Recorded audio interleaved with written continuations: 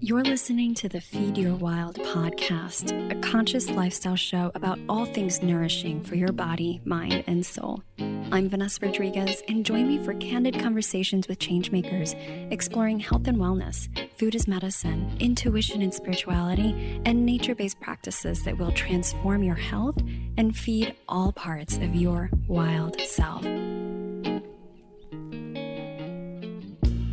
Hey there. Welcome back to Feed Your Wild. I am your host, Vanessa Rodriguez, your intuitive nourishment guide. And if this is your first time tuning in, welcome. And what an episode to find yourself in. We got a lot to cover today. So here's what I got for you. We have a hybrid episode. The first part of the episode, we are doing a mini moon musing. So we have tomorrow, November 8th, a full moon, not just any old full moon. We have a blood moon in Taurus, total lunar eclipse. So we're going to talk about the energetics of this blood moon. And in the second part, I'm going to share what I'm calling my Rose Chronicles. It is a little bit of my own story medicine coming from Chicago, moving to Southern Oregon, all the experiences that I had there that were really guided by Rose, and my return back to Chicago. So if you are an OG listener, you've been tuning in for a little bit, you might already know that I have lived in Southern Oregon for the past 6 years, and I just moved back to my hometown of Chicago. And yeah, it's a really big freaking transition. So I thought that there was a lot here to share that would be supportive for others. I experienced so much guidance as it related to my personal journey, but especially as a healer, my evolution as an intuitive healer, and also this journey being accompanied by such a beautiful plant ally, Rose. So I hope that you enjoy this episode. It's a bit more experimental, and I trust that there's some nourishment or medicine in this story and this sharing. Before I dive into all the things, I have a quickie announcement. I've already mentioned in previous episodes, my friend Seja Popham, the author of Evolutionary Herbalism and the founder of the School of Evolutionary Herbalism, where he trains herbalists in a holistic system of plant medicine that encompasses clinical Western herbalism, medical astrology, Ayurveda, and spagyric alchemy. Well, he has just opened up doors to his yearly herbalist training program, the Vitalist Herbal Practitioner Program. There's so much to say about this program. I want to keep it pretty short to get into this episode, but we have had Seja on the podcast a few times for a few episodes. So I'll make sure to link those up because we do talk about vitalism, and that conversation is awesome. I highly recommend you check that out. And it could bring a bit more context and understanding around his program because we get into it, and Seja even talks about his program in that episode too. So I'll make sure to link that up for you. You can go to the show notes and click on it. It'll take you to the website. Or you could search the Feed Your Wild podcast feed and just search Vitalism or Vitalist, and it should come up. I myself have done his Vitalist Herbal Practitioner Program way back in the day, and I can say it's phenomenal. It's really great, and I would not be promoting it here, talking about it, if I did not wholeheartedly believe in this program. And I also partnered up with Seja and the School of Evolutionary Herbalism to offer you an exclusive bonus if you choose to step into this container and you use my special links. Now, these links are affiliate links. If you're not sure what that means, it's basically I'm a partner. And so when you buy something that I recommend, we earn a small commission, and that's at no extra cost to you. So this is what really helps me to run my small business. This is what helps to support the podcast because I don't get paid to create these episodes and run the Feed Your Wild podcast. So this is how we bring in support, financial support for this work. And I want to thank you if you do choose to step in and utilize that link. Know that anything that I recommend, I have experienced myself. I can attest to the value, and I'm really selective about who I partner up with and what I promote. So you can be sure that this is quality. Just a couple of things to note about this. First, the Vitalist Herbal Practitioner Program, you're going to go through everything you need to know to practice herbalism in the most holistic and effective way. So that includes herbal and nutritional therapies for common ailments, holistic assessment tools like pulse diagnostics, tongue diagnostics. Of course, you're going to go through amazing materia medica through the organ systems and anatomy and physiology, Ayurvedic doshas and constitutional assessments. It's really chock full of such amazing information. Also, how to build your herbal practice and create a business while serving your community. And Seja has so much more with so many other bonuses. I mean, he goes into medical astrology and astroherbalism, diagnostic tools. There's just so much in this program. I can't tell you how valuable I find it, and I know that you're going to find it really valuable to support you in building those skills you need so that when someone comes to you with their complex health issues, a family member, someone in your community, a client, a patient, you'll know exactly what to do and how to give them the best care with herbs. So I mentioned I have an exclusive bonus, and this bonus is a bundle of Plant Spirit Akashic Record channelings that I created just for this partnership. The Akashic Plant Spirit Collection contains Akashic Soul Record channelings for a variety of herbs where I connect and communicate with the spirit of the plant. So we're bringing in soul level information here to support a deeper understanding and communion of these marvelous beings that we get to collaborate with for healing. So you could think of this as an extension of the materia medica, like a soul part of the materia medica. You'll also get access to a private Akashic group call with me and others in the program, where you'll get to ask the Akashic Records questions and bring your top inquiries as it relates to herbalism, plants, and healing.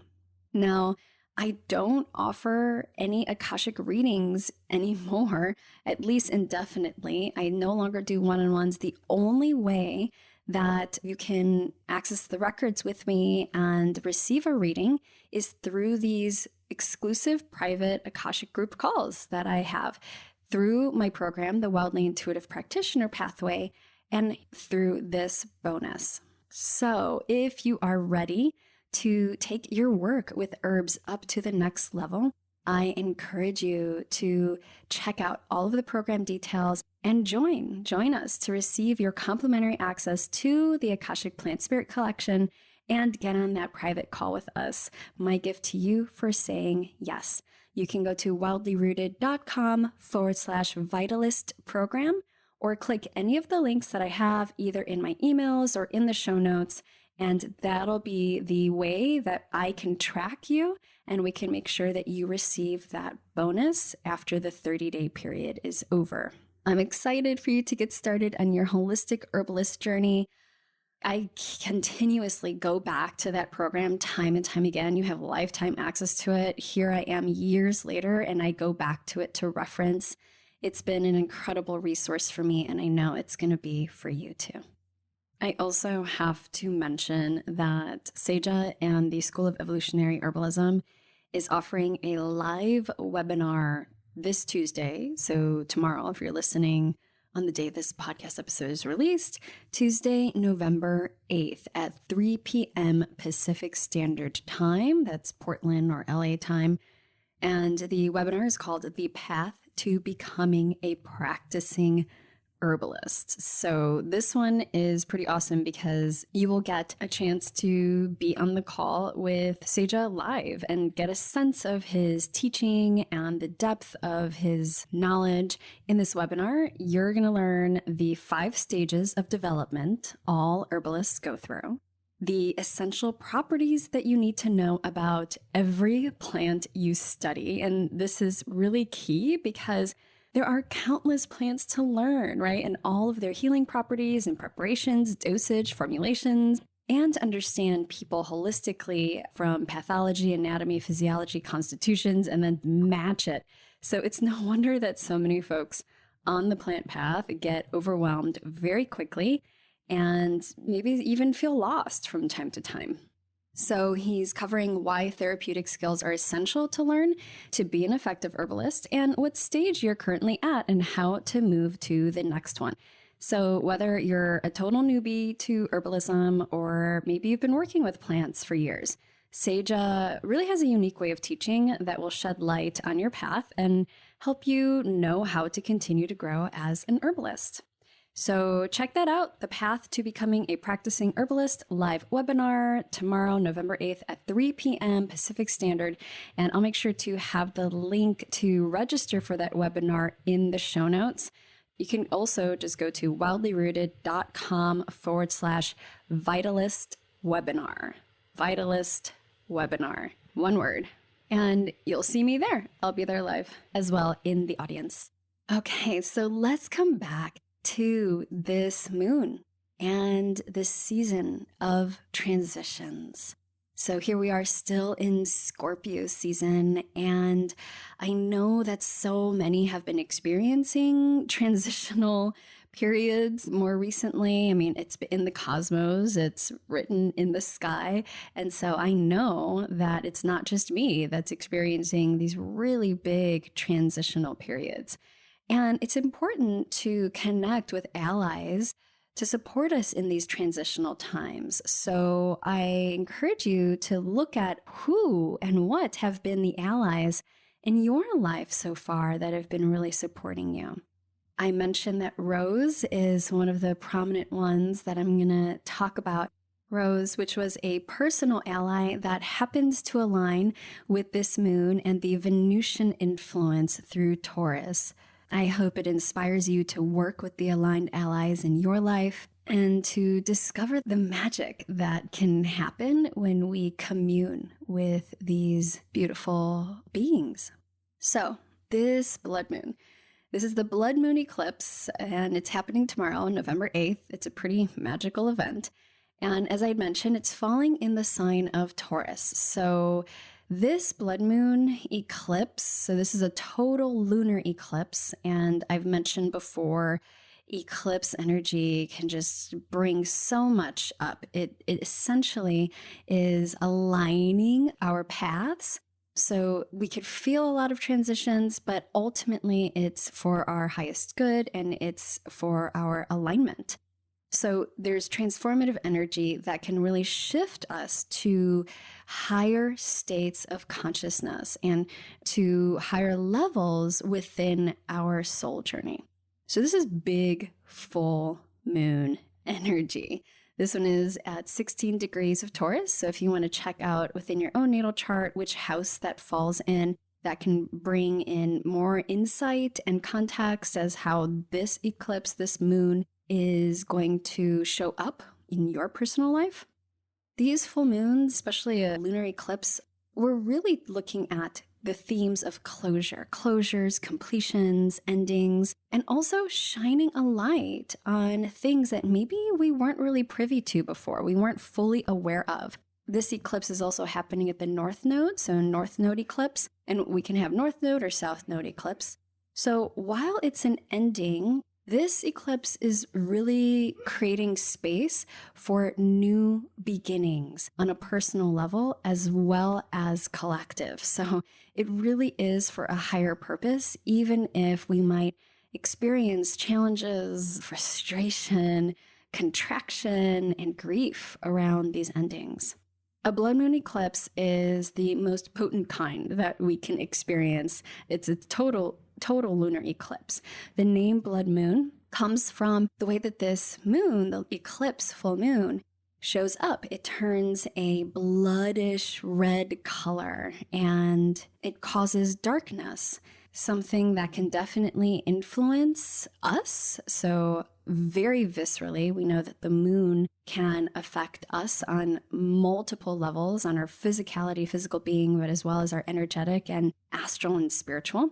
So we need to know that. We need to understand that an eclipse like this is going to impact our energy and our emotions, also our pineal gland, our ability to perceive and intuit. It can also activate a lot of these shadows that we're carrying to come up to the surface, to be cleared. With this lunation, the way the cosmos are right now, there's a lot of what's called fixed energy. So there are fixed signs that have this fixed energy. There's 6 planets in fixed signs right now, I believe. And so this means a lot of tension. Fixed signs like to hold onto energy. They're not as fluid or flowy or mutable. And so you might experience this as like some tension or frustration. Blood moon eclipses can also have a purging effect. So it's really important to take care of yourselves, go slow, stay hydrated, support and nourish your body, your mind, your soul, so that you can naturally release, naturally detoxify, naturally purge, and do away with everything that's coming up and out. And this can happen so frequently with any kind of shadow work. You'll find that you might even have some physical symptoms afterward, and it's very common and normal. We also have Uranus, the planet of awakening and breaking boundaries, that's really present and active under this eclipse. So we can experience that as a pivotal point in our life where we're seeking freedom. We're wanting to get outside of the box, free ourselves, liberate ourselves from any sort of box that we might feel that we are in, or chains that we might feel like we're carrying. And that can also feel challenging with so much fixed energy, as I was saying. So you'll experience these potentially as surges of energy, like coming up, but it's held in tension. And so we might experience this as a metaphorical, literal, or behavioral earthquakes or like volcanic activities, right? So let's take a look at, where are you craving liberation in your life? Where are you longing for freedom? Where do you feel like you need to cut the ties, break free, and really find yourself empowered and liberated in a way that feels really good for you? So this blood moon eclipse can be really supportive for that sort of transition. And Uranus, it's also about awakening and shocking news and surprises. So there might be some of that. There might be that on a collective level, and there might be some of that on a personal level, depending on where this is landing for you and if it's affecting you. There's various degrees to how this lunation might be affecting you. So pay attention, just be ready for the unexpected. Expect the unexpected. And that roads are going to open up. It might even be in that beautiful way where you're feeling down and challenged, and then all of a sudden this beautiful pathway opens up for you that feels really right. So if it feels right to step off of that course that you've been on and onto a new pathway, this eclipse is really going to provide that opportunity and be really supportive for it. I'd mentioned Venus. So Venus rules Taurus, and Venus, the planet of love, is also very active under this eclipse. So we're looking at relationships, romantic life, but Venus is also connected to our self-worth, our self-love, our values. So again, really looking at this within the context of this full moon and this eclipse. We might find that we experience this energy as a little too much, right? We might feel overwhelmed. It might feel like too heavy of a load. Saturn is also the planet of karma. is also really active under this eclipse energy too, and Saturn can be a bit heavy and challenging to deal with. So we might feel that again as frustration, irritability, especially if you are holding on to the past. If you are holding on to old stories that don't serve you, if you are holding on to shadow bits that need to be loved and liberated, if you are holding on to past histories and events that are keeping you chained to a way of being that is not serving you, it's time to move through that. Which, with Taurus energy, Taurus can be really stubborn with that, right? So let's talk about Taurus. Taurus, the amazing, beautiful earth sign that I love so much. Taurus is connected to security, money, wealth, yes, but also a sense of safety and needs. And Taurus is very earthy. So there's this material principle, the physical, the sensual, the practical, the structured.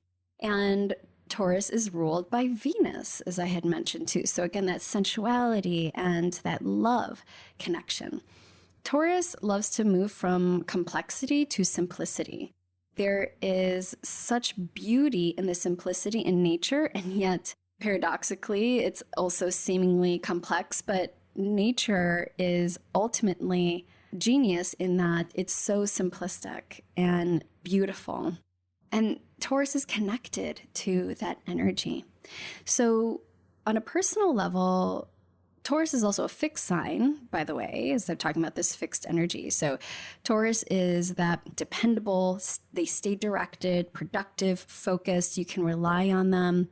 But sometimes this can also show up as frustration, a little bit of stagnation, not moving or wanting to move, a little bit of stubbornness, as I'd mentioned before.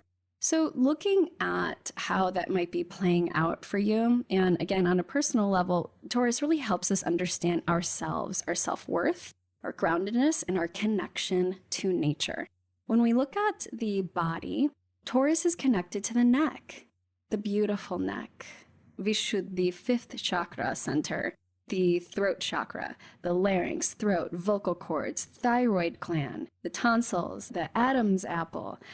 You know I'm all about voice. I had a whole program, Feed Your Wild Voice. And so this sign is really connected in with this theme of purification and speaking your truth. And this is so resonant for me. That's why I created my program, Feed Your Wild Voice, which now is only available as a bonus program connected to my practitioner training program, the Wildly Intuitive Practitioner Pathway. But in that, I share all the different ways of nourishing our voice, from the physical, mental, emotional to the spiritual, because I had such a layered history with healing, finding and healing my own voice, especially as a healer and as an intuitive. And I gotta tell you, it really started with the heart. And this is where Rose comes in. So, as I'd mentioned at the beginning, I am originally from Chicago, Chi-town, born and raised. Around 6 years ago, I moved to Southern Oregon with my partner, Mondo. We wanted to be out west. Mondo's a farmer, and he found a job there. And we saw this as an opportunity to start a life there. So his farm work brought us to the home of the Tekelma. And at that time, I was working on finishing up my master's, finalizing my certification to become a CNS, which is a certified nutrition specialist and a licensed dietary nutritionist. So I was pivoting my practice to completely online. And I was also doing a lot more intuitive work, even though I was focusing a lot on clinical aspects and completing those certifications. At the time when we had moved into our first home, we had some housemates, and it was this really beautiful home in a valley that was surrounded by mountains. It was just so gorgeous. I was working with Ganesha. So Ganesha, also known as Ganapati, is one of probably the best known, most worshipped deities in the Hindu pantheon. And so Ganesha is the deity you'll see with the elephant's head, and revered especially as the remover of obstacles and thought to support bringing in good luck. But Ganesha doesn't always do this in a way that's all flowers and butterflies and sunshine, right? So Ganesha might be the remover of obstacles, but there's also sort of this Saturnian energy, I guess, if we want to put it that way, that we move through some rites and passages in order to move those obstacles and come into a life that is more aligned. Ganesha is the patron of arts and sciences and the deva of purity, intellect, innocence, and wisdom. And at that time, I had been doing daily chanting practice with Ganesha. Well, the first week that we moved in, I went to this part of the house that I hadn't seen previously, and in the window was a piece of artwork that depicted Ganesha. And it was just one of those moments that was like full confirmation, hello, full circle, and a welcome into this new home of ours in this new place. That was to be the first of countless synchronistic happenings that occurred over the course of the 6 years that I was there. And that's how you really know when you are on your life's path, right? When you're communicating with spirit more, there's evolution, there's an evolutionary process here. You'll start to literally live in a world of synchronicities. And that's what I began to experience prior to that in Chicago, but it really amped up when I moved to Southern Oregon. Well, what I didn't know and realize at the time, because I didn't look this up, but where we had moved to was literally right along my planetary Chiron line. So this is coming from what's called astrocartography, where we can look at our natal chart, the astrological natal chart, and map it out literally on the world. So you see these planetary influences at various parts of the world that, you know, if you were to go there, it kind of has a certain energetic signature and influence on your life experience in that place. So like place-based astrology. And here in Southern Oregon, my Chiron line runs straight through it. So for those who are not familiar with Chiron, Chiron is the wounded healer. So this line is connected to service. It's a line of service, of healing and teaching. There can be growing pains on this line because, again, the wounded healer, there's kind of a growing up into healership and your own healing. But life is guiding you on how to take care of others as well and how to step onto your path as healer. And most importantly, yourself, because it really starts with yourself. Well, this could not be more accurate with my experience over the past several years in Southern Oregon. I would say that it really had such a profound influence on my own healing and my path as a teacher and healer. It's also the DS angle, which is the descendant line. And this descendant line brings a lot of experiences and integration through the reflection of the other. And so where you have your descendant line, you'll have many lessons around partnerships and connection. And in a way, you'll constantly be guided to work and collaborate with others, whether you want to or not, which again, was totally my experience there. So if I had known this going into it, I may have had a different experience of the unfolding of this, maybe, I don't know. But I didn't really look into this until after some years into my experience in living in Southern Oregon. And it's just so kismet to really see just how big of an influence being in that space and place really had on my soul path as a healer and in my own healing journey. So I highly recommend, if anybody's interested, to look into that for yourself and what areas and places might be supportive for you or kind of push you to your edges of growth. to check out astrocartography and work with an astrologer because it gets really complicated. One great place to begin would be Katie Emma's workshop on astrocartography. It's a beginner's 101 on astrocartography that I think she did an amazing job, and it gives you everything you need to know to get started. We had Katie Emma on the podcast. She's one of my favorite astrologers, and her educational platform is called Temple of Cosmic Astrology, and she trains other folks in astrological goodness. So I will make sure to link up her astrocartography workshop.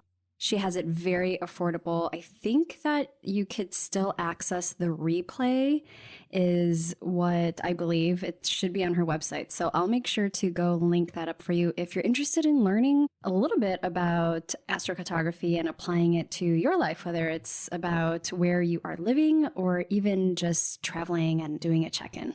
It's lots of fun and very illuminating. But along this line, so it's my Chiron line and DS line, I also would be in direct contact with my shadow side. So discovering and uncovering the dark, the unresolved aspects in my polarity, and undergoing the alchemical process that's so chironic, which can be really open-ended and unpredictable. And a lot of this had to do with my relationships, not just in partnership, in romantic partnership, but also in connection with others and collaboration with others. So having set the context with that, I want to bring in the character of Wild Rose, who welcomed me, you could say, into the vortex. And I even remember the first time that I encountered Wild Rose in Southern Oregon. I was walking with a new friend. We were doing a hike, and it was in our neighborhood, which was in the valley and by the forest. And so it was really beautiful. And we're walking up this hill, and all of a sudden we smelled this incredible scent that was just so sensual and beautiful. And I used my nose to literally sniff it out. Like, what was this beauty that was coming through? And it was like the sun was rising. It was just such an ethereal moment. And that's when I met Wild Rose, who was blooming in the sunrise and the heat and the rays of the sun opening up and really bringing out that fragrance. I walked almost every morning with my friend Nola, who was my first friend in Southern Oregon and happened to be my neighbor.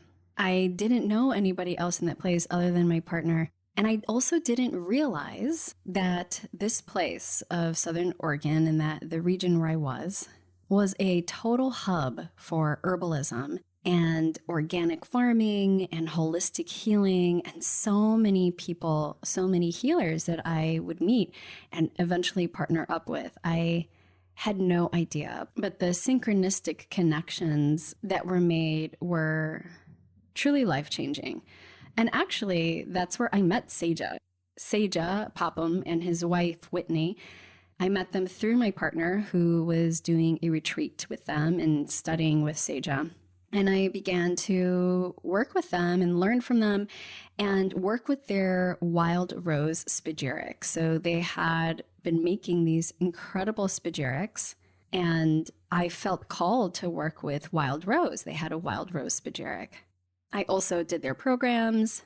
I even had Whitney as a guest mentor workshop at my first retreat that I held in Southern Oregon several years back too. But I began to work with Wild Rose in that way, and Wild Rose really felt like an old friend, assisting me in healing old heart wounds that I wasn't really consciously aware of, and those that I was totally consciously aware of, and to really open up my compassionate heart for the path of healership in both personal and professional ways. Looking back now, the way that I can describe it is really Rose helped me to cultivate more of Christ consciousness in my life, to bring in forgiveness and devotion and connection to divine love and compassion and beauty and non-judgment. These things that were a bit more challenging for me too, especially forgiveness, to experience, while Rose really held my hand in all of that. And I can see now that Rose really ushered me into this partnership with my soul business, my healing practice that is connected to the archetype of the Empress. Now, it is my experience and belief that all of our work, so your soul work, your artwork, your healing work, like your business, they have their own soul, or deva, you could say. And when I connected in with the deva of my business, what came through channeling as well as tarot readings was the Empress, which is not only the role of the heart in traditional Chinese medicine as the emperor, empress of the body, but the Empress is this invitation to expand our threshold of receiving. The Empress is ruled by Taurus and Venus. The Empress supports us in allowing more beauty and grace and ease and nurturance, nourishment and sweetness into our lives. It's the very heart of sweetness, the succulent nectar of the flowers, the honey from the work of these celestial bees. It's the beauty of this earth, the pleasures that we experience. It's the invitation to drop so presently into our lives and into our work through the heart. So when that came through, I knew that this was very deep soul work, and there was a reason why Rose was with me in this journey. And this soul work, at the core of it, is really about receiving, supporting my own self-worth and supporting those that I connect with in relationship, in partnership, in business, in co-teachers, my clients, that we're all worthy and worthy of receiving in connection to divine love. The traditional view of the Empress is as the mother, divine feminine, also Mother Earth, fertility. So the Empress is this really profound, expansive, beautiful energy that, in the words of Lindsay Mack, helps us to reconnect to receiving as our birthright, and to do so through the exploration of our wounds. So again, there's that chironic energy again. So the Empress at its core, yes, is about receiving, but it's also about deeply nourishing. So nourishment from within ourselves. And I found that that is the core of my personal intuitive healing work. And obviously the name of this podcast, which was created in Southern Oregon, I created and launched this podcast while living there, called Feed Your Wild. And I have that experience, that chironic energy, the Empress and Rose to thank for that. So you could say Rose really assisted me in developing the Empress of my heart, and to really cultivate a deeper capacity for loving and connection and receiving, and doing so in a self-sovereign way with discernment and protection, like the corona of thorns that Rose has, right? Rose is this beautiful, inviting, fragrant flower, and yet they have these thorns that offer a level of protection and even warning. It makes me think of even the crown of the heart, Sacré-Cœur, the Sacred Heart, the crown of thorns that Christ wore. All of this got me reflecting. Had I experienced a connection with Rose previously, prior to my move? And what started to come forward was the truth that I have known Rose for most of my life. And Rose has been in my family line. So there's been a familial and bloodline connection to rose as well. One of my earliest memories was not with rose, the plant per se, but rose quartz connected to the Empress and rose as well. I think I was maybe 5 years old, walking to the Lincoln Park Zoo in Chicago. And I remember coming across a rose quartz. It was round and smooth, a small stone on my path. And I remember I felt like I found the most precious treasure. I loved it so much. I couldn't believe that I found it. You know, of course, I didn't know what it was at the time. I was maybe 5, but I carried it with me everywhere and held it so dearly until one day I lost it. I was devastated. I mean, I feel it to this day. What, like 35 years later? I remember that feeling of devastation and sadness, like grief that I held at that time of losing my precious rose quartz.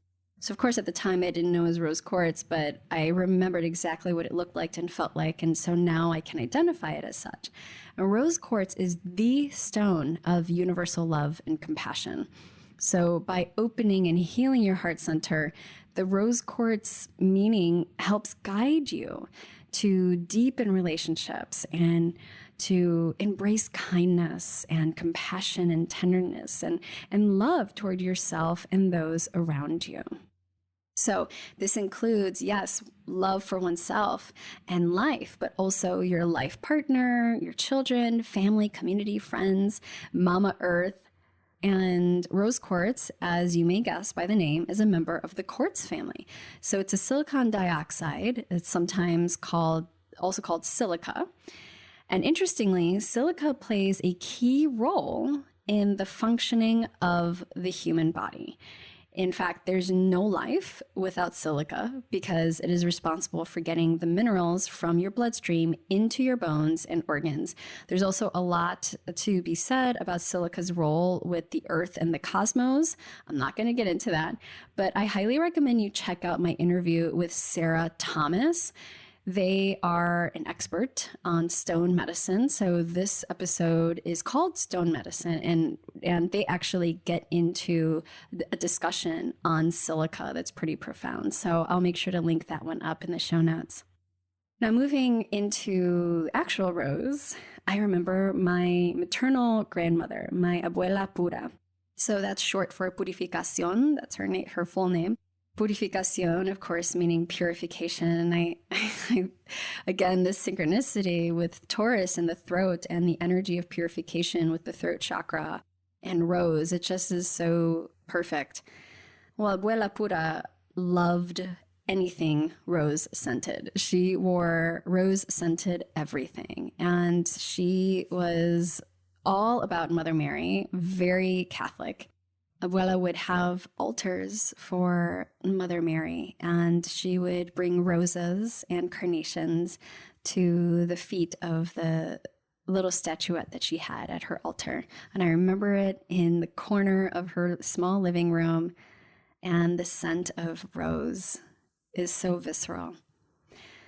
My own mom, Norma, loved rose as well. And in fact, it was her favorite flower. And she used to tell us how she always wanted a rose tattoo on her ankle. And, I think maybe someday I'll finish that task for her. She never was able to get that rose tattoo. So we'll see if it's in the cards.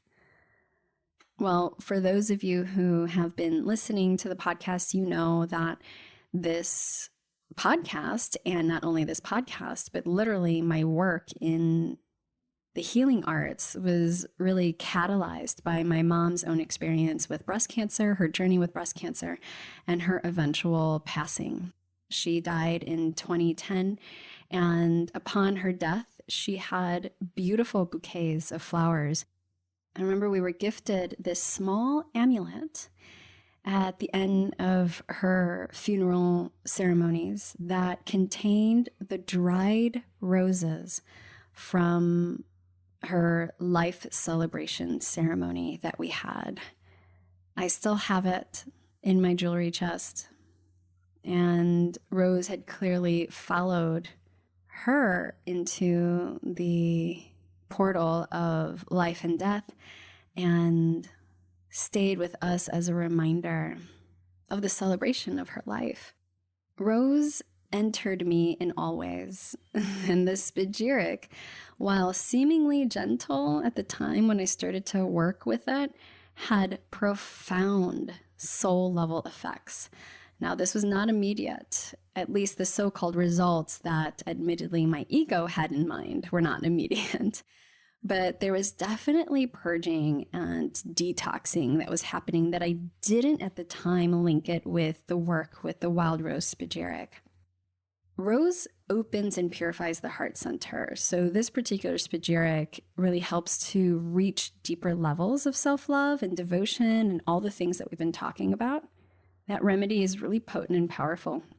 And it connects with and goes deep into the emotional body. So Rose is said to travel to those thorny places within, and especially within the memories of the heart, where we carry so many wounds and scars, and we hold traumas of the past, and also the heart as a portal into not just this particular life, but lives that we've had beyond this life, our past lives and future lives. So working with a rose spagyric in that way can bring profound healing and resolution and an opening to the heart. So allowing a new life to begin, giving life to that new bud of hope that's growing within.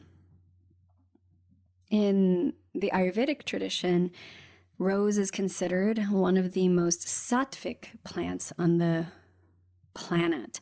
So really embodying truth and peace in its purest expression. Rose also radiates the highest electromagnetic frequency amongst the botanical kingdom, at least that's been recorded. And it really helps to support raising one's consciousness to an awakened, heart-centered level of existence. In terms of energetics, the elemental correspondence of rose is water. It's connected to Venus, so the planetary ruler of rose is Venus.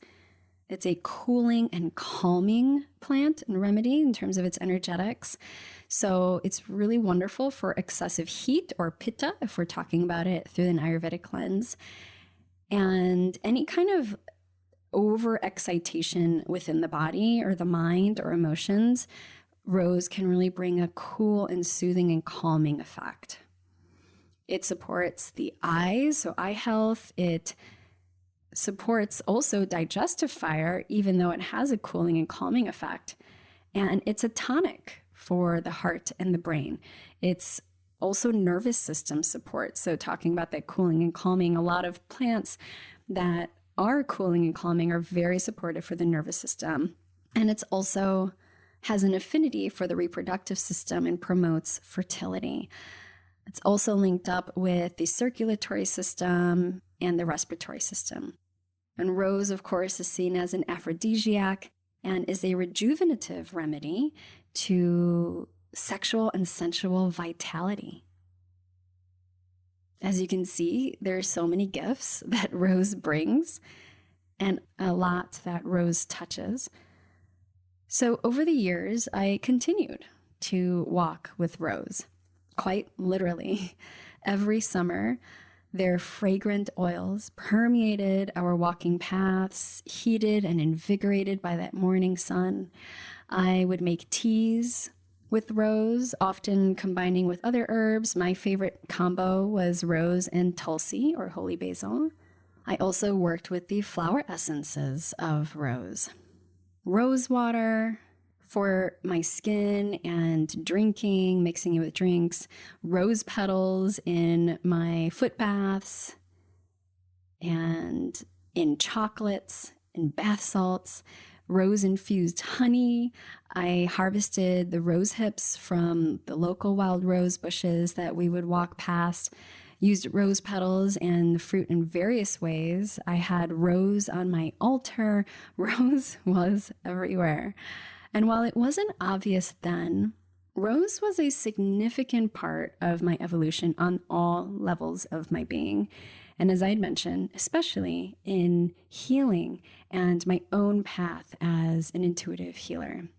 So little did I know how intertwined it was with my chironic journey in this place. So I talked about the connections and partnerships through the DS line. My allyships and partnerships in human form deepened. So some of my best healer partnerships embodied Rose. So for example, my beloved friend Megan Liebman, who's been on the podcast, she used to be on our Moon Musings, and she's going to make a comeback with us in some future episodes. Megan had her practice called Amethyst and a Rose, and our relationship really blossomed at that time.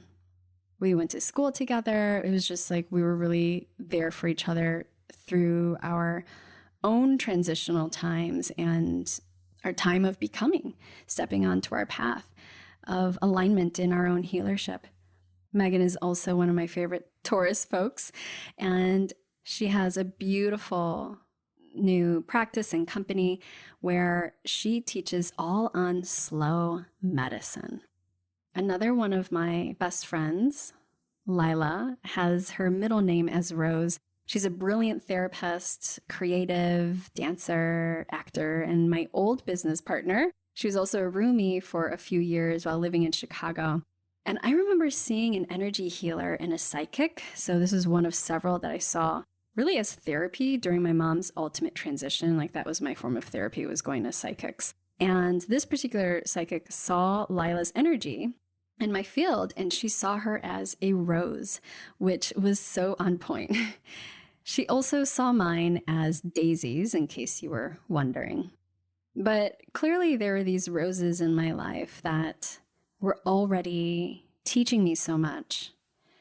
Now, when we look at Chiron, my Chiron is in the sign of Gemini. So Gemini is all about communication, intellect, awareness, and there's this call to teach others with a Chiron in Gemini. And I can tell you, I definitely was pushed to the edges of my comfort zone as a teacher in Southern Oregon. I had many opportunities to do that and to grow, and I'm so thankful for those opportunities. Now, it can be helpful to look at where Chiron falls in your own chart and in the house. And there's different ways to look at the house system and placement. So if we're looking at it from Placidus, and I'll just share a little bit of my own chart, Chiron in Gemini would be in my fifth house if we're looking at it through the Placidus house system. And the fifth house is all about children. This is where the place where I had my baby, right? There's actually a huge healing around having a baby. And I got to tell you that the flower monkshood was a part of this, but that story is for another episode because that was a really beautiful one that deserves its own space. If we're looking at it from a whole house system, I have Chiron and Gemini in the seventh house. So this is committed partnerships. And this definitely was also true, deepening my relationship with my partner, my romantic partner, cultivating beautiful business allyships, and a network of healers. My time in Southern Oregon was really filled with kismet meetings. And you'll see this if you live or move or travel to a place that has a very strong line astrologically for you, that you'll find things just start happening, a lot of shifts and synchronicities. Well, I encountered some of the most beautiful souls here. So many brilliant healers that inspired me, mentored me, partnered with me, and really helped usher me into deeper work, encouraging me, unbeknownst to many of them, to move beyond my comfort zone and the edges of my consciousness, expanding into a deeper path of intuitive healership and really honing my communication and delivery of the messages that we're channeling through. So it was here in Southern Oregon that I really started to receive a ton of clarity around my gifts and how to utilize them, my soul mission with my work, and connecting with and calling in the soul deva of my business. It was also here, as I'd mentioned, where I started the podcast after all. So I would not be here without Rose and without these people. And I'd like to name some of these human allies and profoundly beautiful healers and teachers. The first, Tyler and Maya Waters, who started Hawthorne Institute. That's where I taught alongside Anya Robinson, who is a phenomenal herbalist, also studied with Seja, and who also assisted in my son's birth as a midwife's assistant. I will link up both a podcast episode with Tyler Waters and with Anya Robinson, and I will link those up below if you're interested in hearing more about that. Then Tyler brought me into the Banyan Botanicals family. So Banyan Botanicals, if you're not familiar, is an incredible company that provides education and organic, sustainable products, Ayurvedic products, herbs, oils, and so much more. And I was invited by Tyler to be a teacher for their internship program, their Living Ayurveda internship. And I got to meet incredible folks from around the world as students through this beautiful internship and the science of Ayurveda. I also met Tyler's mom through Tyler, Laurel Virtues Waters, who I also have an amazing episode with her. She is so gifted as a creative and healer, an artist. I mentioned my friend Nola Etner, who is a retired hypnotherapist, and my neighbor, who was the first to invite me out and establish a daily early morning walk, which was so healing for me. And my good friend Karen Ferreira, who is just an incredible homeopath and holistic healer. She is all about story medicine. She has so many incredible stories, and I'm going to have her on the podcast.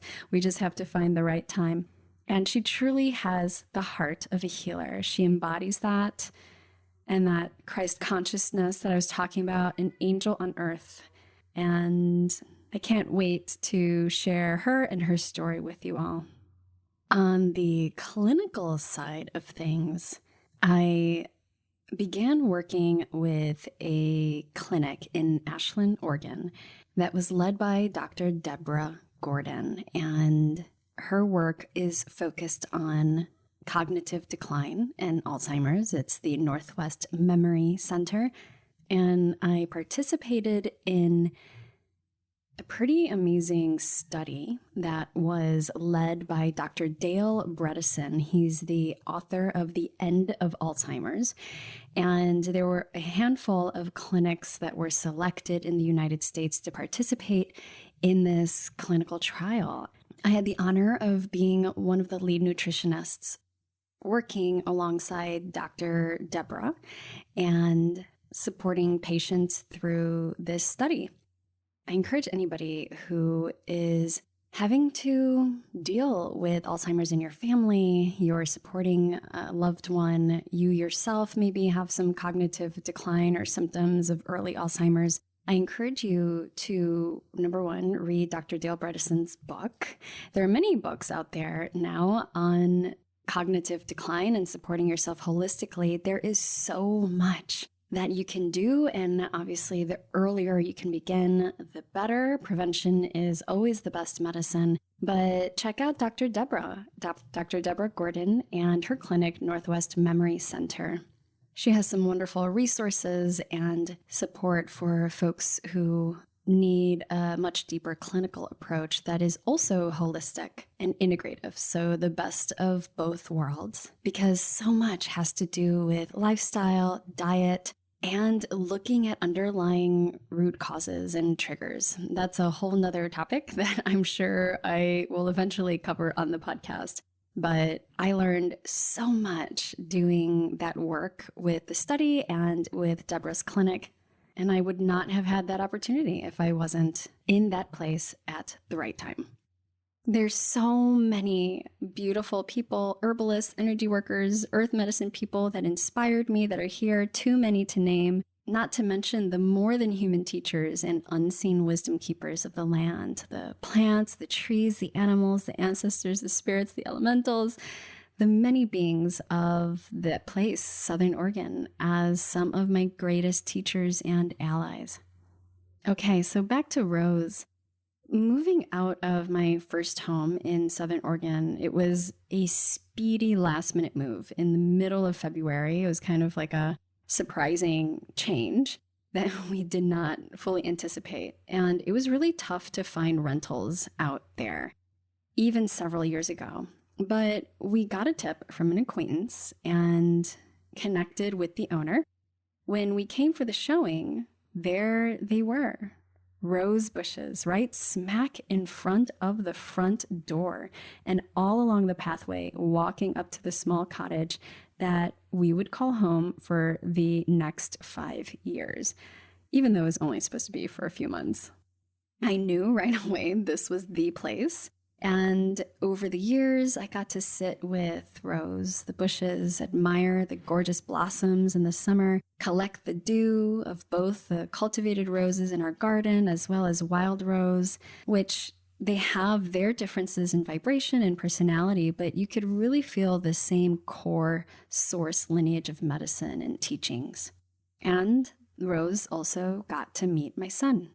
Speaking of transitions, I have found that one of the ways Rose shows up in my life is as a heralder of transition. One example is just before the pandemic hit, Nola and I would go on these walks, these daily morning walks and hikes in the forest, and we would always come across and connect with our favorite rose bush along our walk. And one day we were passing through and we saw that the bush was gone. The roses were gone. It had been chopped down and cleared out. It was really devastating, actually. And we were so saddened by that. It felt eerie and ominous. Well, it was very shortly after that the pandemic hit to the United States, and we're not able to resume our walks together for some time. And obviously, everything changed throughout the world. Another example is in our search for a home. So after moving to what we thought would be our temporary home with the rose bushes in the front, we were actively looking for a home on and off. And it really spanned those years, but especially when we found out that I was pregnant and we were going to have a baby, we amped up our search and it felt like we were swimming against the current. The housing market was crazy at the time and continues to be so. There's no good prospects. We had a long search. Every time we'd find something, it would go away that day or it just was totally out of our budget. And it didn't feel like we were moving in flow or with divine timing, but we were losing patience. Until one day, I remember holding my baby and looking out the window, and I saw one of our landlords rooting out the rose bushes that were in our front yard. And in that moment, Rose told me that it was the end of an era and that we would be moving very soon. Well, right away, I told Mondo, my partner, who at the time we didn't know was sick with COVID. And I actually cried. I cried because I felt the truth of it and I felt that there was something big that was going to happen. Well, I went out to attempt to record a moon musing while walking with my baby, Santi. And Santi signaled that he wanted to go back into the garden. He was not into this walk, which was unusual because usually he enjoyed walking with me and our walkie-talkie recording. So I followed suit and we went back into the garden.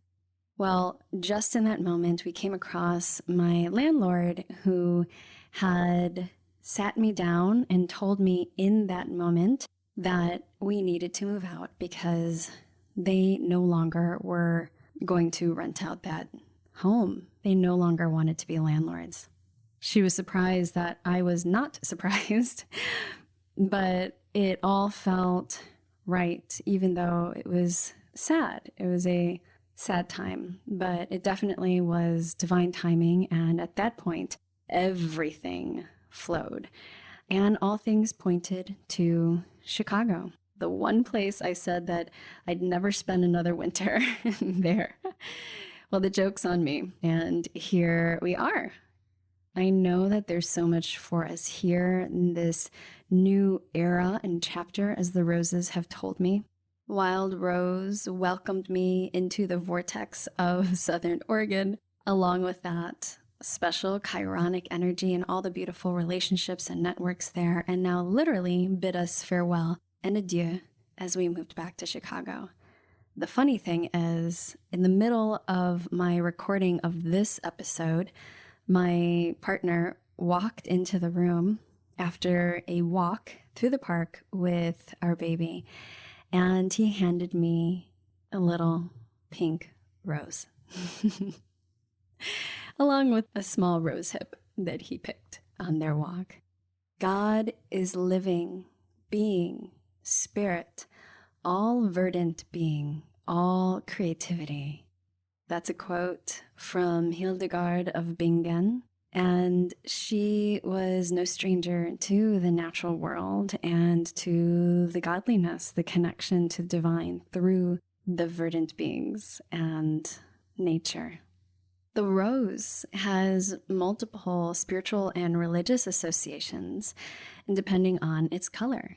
Red roses, often symbolizing the shedding of blood, and in the Christian tradition, the shedding of Christ's blood, the purification of blood, and sometimes referenced the charity of the Virgin Mary. White roses evoked the chastity and the purity of Virgin Mary, who was known as the Rose without thorns. There's also the rose cross in Christianity, but the rose cross symbol predates Christianity. The cross symbolically represents the human body, and the rose representing the individual's unfolding consciousness. So together, the rose and cross represent the experiences and the challenges of a well-lived life. There are many legends around rose, one of which is that roses were created by Aphrodite, the goddess of love. They grew from her tears and the blood of her lover Adonis and her own blood. Then there's Cleopatra, who used rose petals during public appearances, most likely inspired by the mythical origins of rose. But I'm sure she knew a thing or two about the power of rose in beauty and love. It is said that she wanted to be remembered as a goddess who smelled like roses. And legend has it that the most famous Chinese empress, Wu Zetian, known for her beauty and intelligence, used to bathe in roses every day. She also became the only female emperor ruling in AD 690 in China. Talking about Empress, right?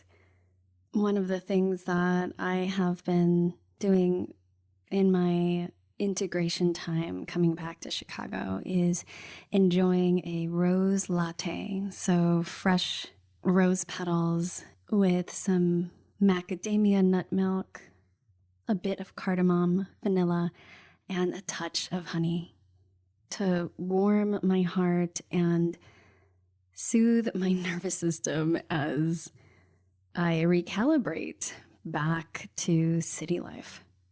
One of the things that I have been called to create, and this is especially in partnership with Seja Popham, who I mentioned before, and the School of Evolutionary Herbalism, and that is to channel Akashic record readings of various plant spirits. So connecting through the Akashic soul records with the spirits of plants and channeling in messages just from them. If you are joining or interested in joining Sage's Vitalist Herbal Practitioner Program, if you do so utilizing the links that I've provided or going to wildlyrooted.com/Vitalist program, you will automatically get free access to the Akashic Plant Spirit Collection of these channelings and a private Akashic group call. And I wanted to share a little bit, a preview of what I have received in connection with Rose. So here we go with a preview of the Akashic Soul Nourishment Channeling for the spirit of Rose. I whisper in your ear, delights pleasing to the heart. Come hither, my sweet.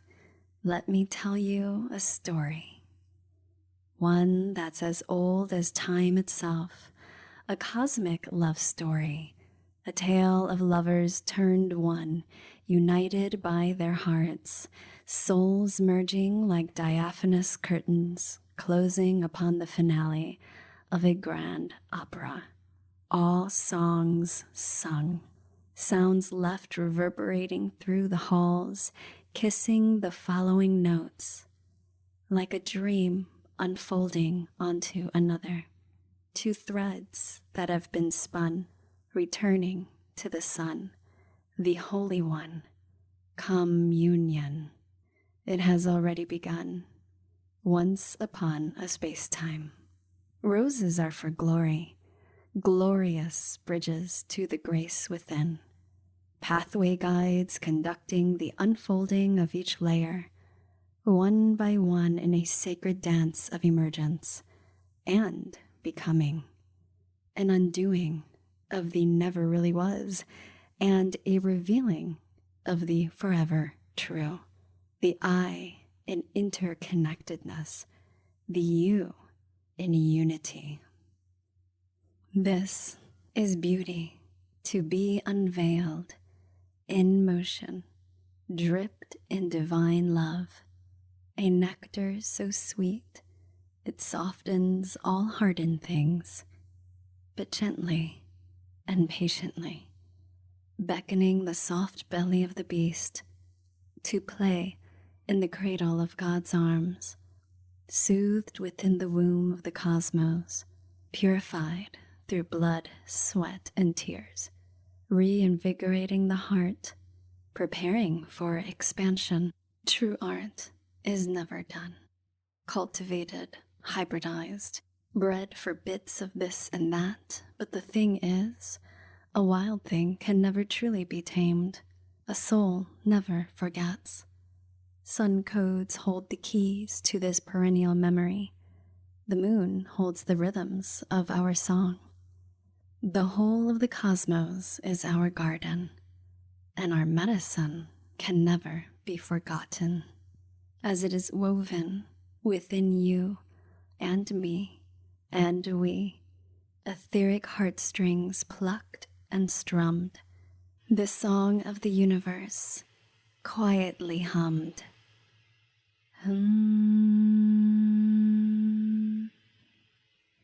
Do you remember now? Let us help you.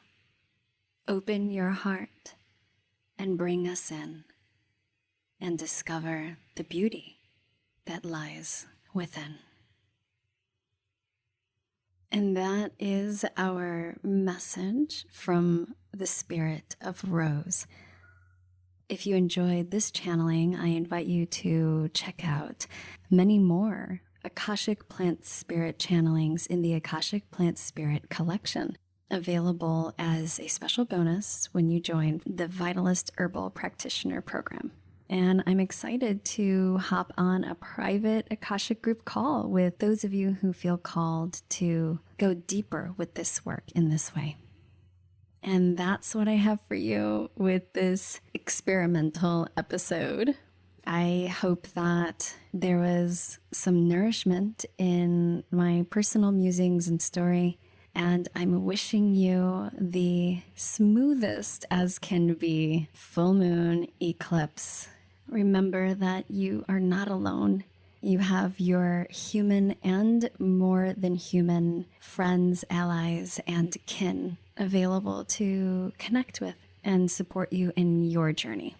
If you enjoyed this episode or any episode, I welcome your rating and review if you're listening on Apple Podcasts. That is one way to support the podcast. You can also give a one-time donation or choose to become a patron on Patreon. All links in the show notes. Thank you from the bottom of my heart, and blessings to you and yours. Until next time.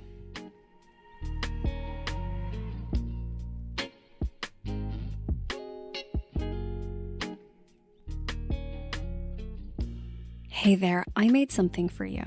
One of the biggest challenges that I hear from people is that they are feeling stuck when it comes to their health. You're a smart, capable, and creative change maker, right? And you know what you should be doing for your health. So what gives? Well, it's not about willpower. And I wanted to create something that would help you to unlearn the things that are keeping you stuck so that you can get out of your own way and master the mindset of health. That's why I created Wildly Unstuck, where you'll learn the top 5 things that I have found to sabotage your health goals and what to do about them. You'll learn what it really takes to become committed and unstoppable when it comes to your health goals and find the clarity you've been looking for so you know exactly what to do to get back into alignment. And I made it totally free. So if this is something that you want to dive into and create a vision and soul goals for your health and your life and bring your gifts to the world, because we know that we need it, then I invite you to join us in Wildly Unstuck. You can find that at wildlyrooted.com/unstuck. I'll see you on the other side.